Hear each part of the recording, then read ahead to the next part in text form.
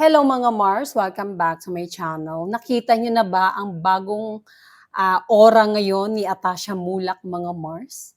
Ang ganda ng kanyang transformation. Grabe ang paghahanda ng kanyang ginawa dito para ma-achieve ang kanyang super bads.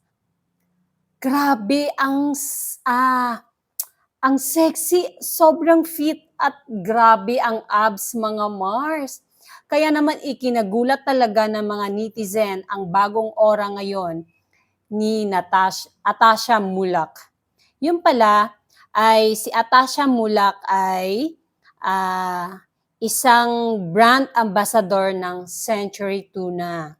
Kaya talagang ah, tinrabaho niyang maigi kung anong figure meron siya ngayon para super bads. At yung ibang mga netizen, sabi, ikinabahala daw nila ang katawan ngayon ni Atasha Mulak dahil sobrang payat. Ganun naman din ang reaction nila. Pero ito, talagang hindi ko alam kung ilang buwan pinaghandaan ito ni Atasha Mulak para ma-achieve ang ganitong super bads. O, di ba? Kasi brand ambassador nga siya ng Century Tuna. And I'm sure mapapanood natin ang commercial nito someday sa mga television. Grabe talaga, sobrang nagulat ako. Sobrang sexy.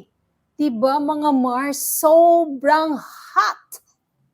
And that's it mga Mars. Thank you for watching this video. Please like, comment, share, and subscribe for more scoops. Bye!